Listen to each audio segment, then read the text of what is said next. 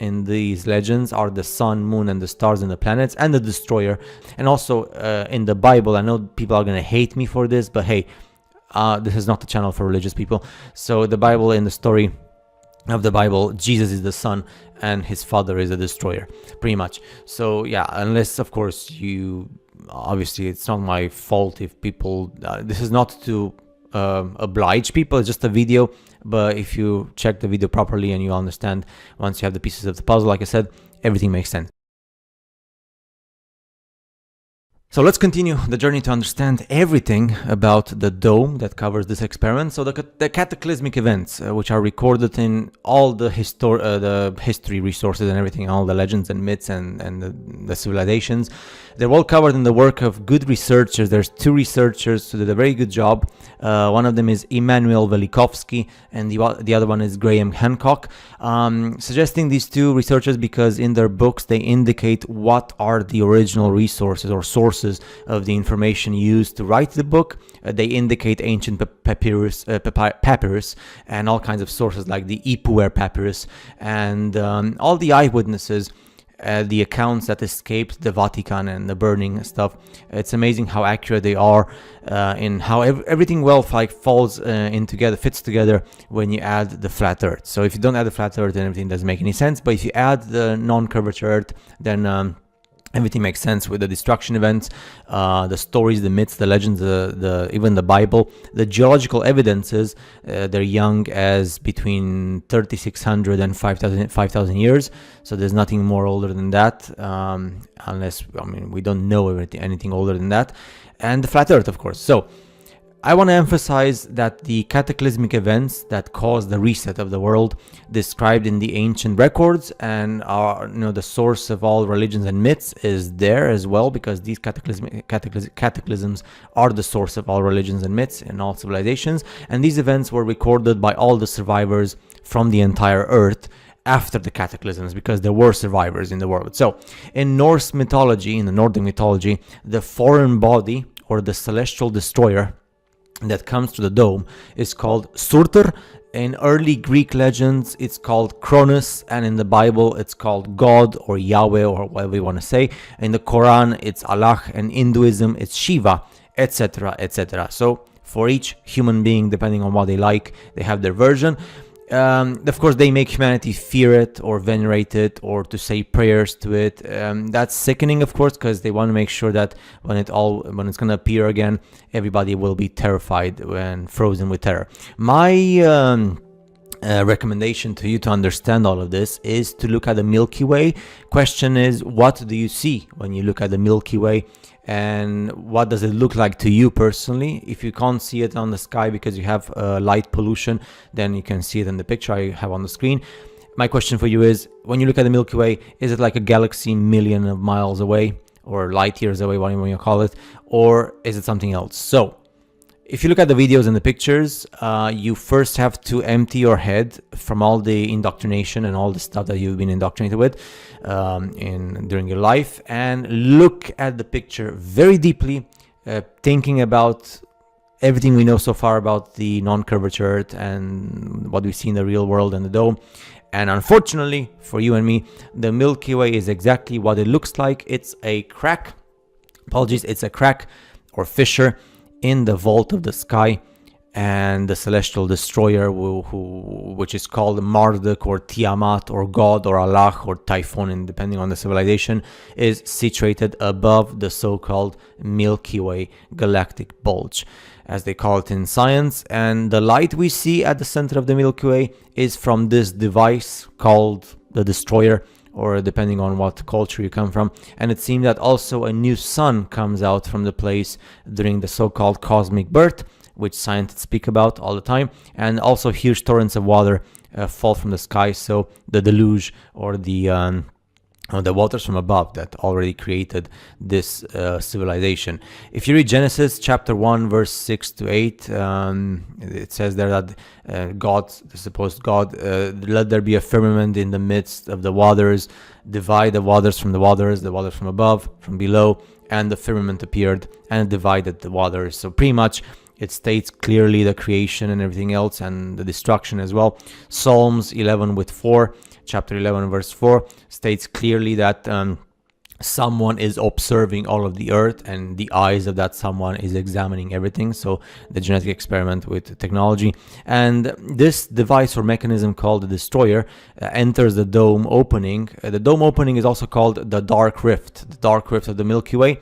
That's why we have all the stuff that they speak about in science with dark holes and all that stuff. But they obviously they distort, they use their knowledge to say lots of lies. But anyway, so this destroyer destroys Earth, and a part of it falls on the Earth, and after that the lid of this geomechanical cage, which we call the dome, is closed. And also, no wonder the Mayans, the Mayas or the Mayans from America, they were obsessed with the dark rift because they knew what sits behind the dark rift. So the dark rift has also many Mayan mythic identities. It's the Black Road, according to the Mayans, and also the road to the underworld, a crevice in the branches of the cosmic tree, which is the Milky Way, and the mouth of the cosmic monster that looks like a jaguar or a snake with some tree-like features, right? So the Mayans, they try to warn everybody, of course, and they also told us that the Earth is flat, there's no curvature. They knew that all the time, as all the rest of civilizations. Let's go to the Nordics a bit. The Bifrost, which is the rainbow, was the bridge leading from Earth, which is called Midgard, to Asgard, which is the home of the gods. That's pretty obvious, but only the gods could cross the bridge, which was guarded by the god Heimdall, and the bridge has also been associated in the Nordic mythology with the Milky Way. It was believed that a great battle between good and evil would end in the destruction of the gods. And the gods pretty much are the sun, the moon, the stars, and the planets, and all that stuff we see on the sky. And during the battle, the Bifrost shattered due to the weight of the monsters. And in the story, if you read the story, all the gods and everything on Earth perished under the sea, so with water, and Earth rose from the waters, and life began again in a new cycle. So Tiamat is also the chaos. Tiamat in the Mesopotamian religion with the Anunnaki, Tiamat is the chaos monster, so it's a different name for the same device that comes to the dome. Slicing Tiamat in half, and he made from her ribs the vault of heaven and earth. Her weeping eyes became the source of the Tigris and the Euphrates, and her tail became the Milky Way. That's the story of the Mesopotamian religion. And then we also have the Aboriginal people, the Kaurna, in Adelaide Plains in South Australia. They see the band of the Milky Way as a river in the sky world, and in addition, the dark patches are where a dangerous creature known as the Yura lives. So different story, but same story really, with different wording. Also, there's this speaking about the prophecy that says that when this device enters, it moves over the earth at the speed of the Milky Way, and also for 6 days it's the same speed that the sun has along the ecliptic, supposed to be the movement of the sun, and a fiery dragon will cross the sky 6 times before the earth shall die. And it's very interesting, this number 6, because if you check the Bible, it says God created the world in 6 days. If I rephrase that, it could also mean that God destroyed the world in 6 days. So it's just a different way of recreating the same event, depending on if you want to be good or bad with it. Oh, and of course, the heavens receded like a scroll being rolled up. You also see that in the biblical text. So the heavens scrolling, which like they can open and close like a scroll. So pretty much the effect of the dome cage. The book of Revelation is really nothing more than just a description of the destruction that this device makes when it enters our world, or this world. And of course, those guys who wrote the Bible, you know who they are. They actually had all the records, and they just wrote as they pleased. And one must be really careful when you read the ancient myths and legends and stories, including the Bible, because the good deity is often the same as the bad deity. So you need to navigate through all the lies to make sure that, but it's very easy to understand once you have all the pieces of the puzzle. If you read Revelation chapter 14, verses 14 to 16, so Revelation 14 to 16, scary stuff there in Revelation. These guys up there, they wait until the earth has many souls on it, or energy levels, what you want to call it, people and animals, and then this device is activated. And if you want to understand this properly with more graphics and visuals, watch the movie Jupiter Ascending. It was created by the same guys as the Matrix trilogy. If you watch the official trailer, number 3, of Jupiter ascending, everything makes sense. Of course, you have to navigate to the lies as well, but that's the reason why Hollywood makes these movies, and that's the reason why the creators of the Matrix trilogy made Jupiter ascending. So of course, it's a good way of camouflaging everything with like proper marketing and Hollywood stuff, but it's there. They actually tell you the truth in your face and in my face as well. So the Milky Way is the Bifrost, and the dome sky is the Yggdrasil in the Nordic mythology. In the Vedic tradition, it's Mount Meru, which is hidden everywhere, by the way. And in all the mythologies you see, it doesn't matter like if you speak a different language, you have a mythology that speaks about that. All the gods that do the battles in these legends are the sun, moon, and the stars and the planets, and the destroyer that comes to the rift, the dark rift, to the Milky Way. And also in the Bible, I know people are going to hate me for this, but hey, this is not a channel for religious people. So the Bible, in the story of the Bible, Jesus is the son and his father is a destroyer, pretty much. So yeah, unless of course you, obviously it's not my fault if people, this is not to oblige people, it's just a video. But if you check the video properly and you understand, once you have the pieces of the puzzle, like I said, everything makes sense. Hopefully you enjoyed this, and I'll see you in part 7 in the next video with more interesting stuff as usual. And thank you for your like and your support, and let's continue, if we are allowed, to keep on publishing stuff. See you next time.